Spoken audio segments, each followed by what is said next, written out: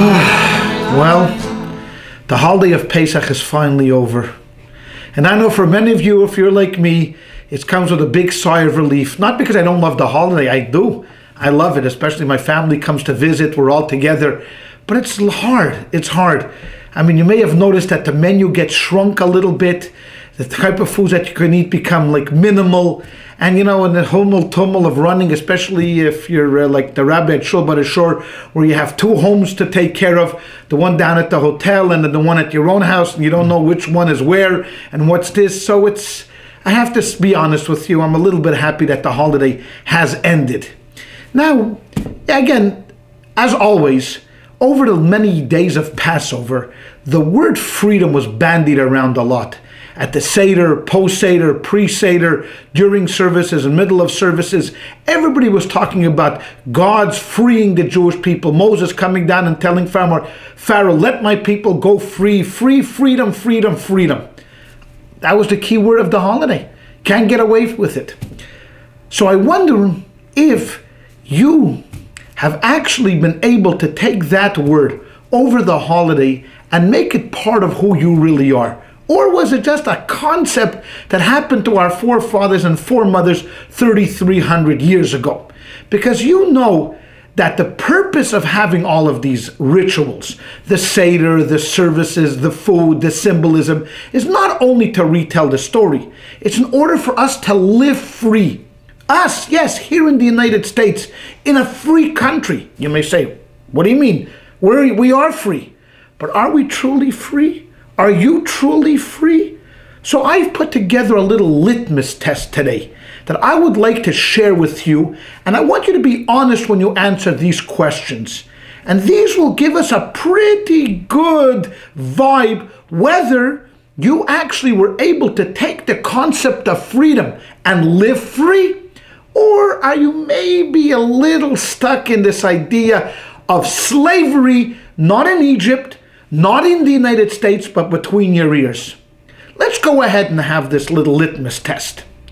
Were you at any time during the Seder inspired to do something more Jewish, like maybe giving up pork, ham, bacon, shellfish, or anything else, but were worried what your family would say about it, or what your neighbors would say about it?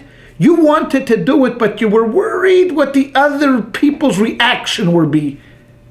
Huh? Was that you? If that's you, you're still a slave.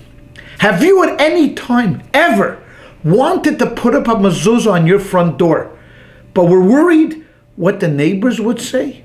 What the person across the street would say, especially if they were Jewish and they all of a sudden thought that you became super holy? Have you ever worried about that? Then you're a slave. Have you ever thought about joining a synagogue, a congregation, Shul by the Shore, but were worried that you're not good enough, or people are going to say, what, you belong to a synagogue? What are you, crazy? Because most of your friends don't, and you were worried what other people would say about you? You're a slave. Have you ever thought about learning how to read Hebrew, taking a course at the JCC, going online, Googling some Torah thoughts, wanting to study Torah, wanting to explore and expand your Jewish knowledge, but we're worried, I'm not good enough, or I don't know anything. How can I study Hebrew? I'm too old, I'm too short, I'm too rich, I'm too poor, and made excuses in your own mind why you're not doing that? You're not free. Have you at any time in your company stood around the water cooler while other co-workers were bashing Israel and calling Israel an aggressor and defaming our holy land, and you wanted to defend Israel? You really love Israel and you know that Israel is right and you wanted to really give it back to them. But what happened? You weren't strong enough and you thought to yourself, well, they're going to think I'm really Jewish, or I'm too Jewish. And you didn't say a word. You just kept quiet. You're not free. You're a slave. You see, ladies and gentlemen, slavery and freedom come in a variety of sorts. We had the ancient Israelites that were oppressed by the Egyptians, whipped, hurt, beaten, forced to do hard labor.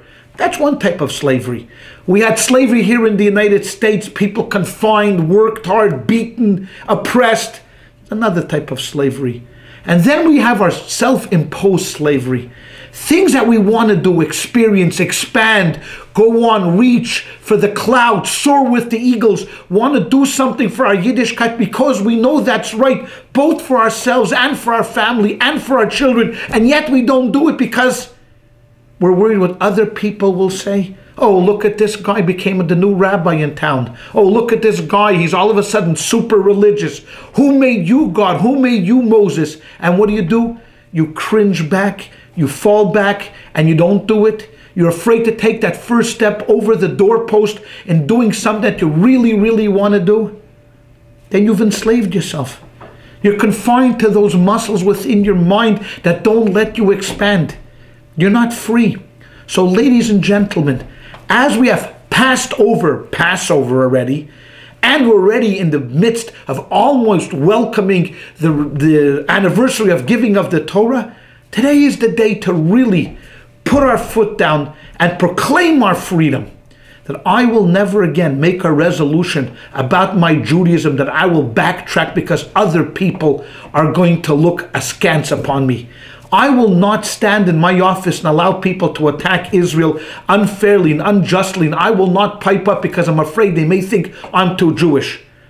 No, when you allow other people to dictate your destiny and your future, you're a slave. But if you take matters in your own hands, if you say to yourself, I'm the boss of me, I will do what I think is right. I will stand up. I will explore. I will study. I will join. I will participate. I will do what it needs to do to be the best Jew that I can be. Then it's L'Shana Hazo B'Yerushalayim. Then it's this year in Jerusalem. Because you, my friend, have found freedom. When I talk about this, I'm really talking to myself. But you're coming along as my audience. So let's proclaim freedom throughout the entire land. And we could say, thank God Almighty, we're free at last. And the meaning of the holiday of Passover has truly been accepted by all of us. Thank you. And until next time, God bless you and set yourselves free.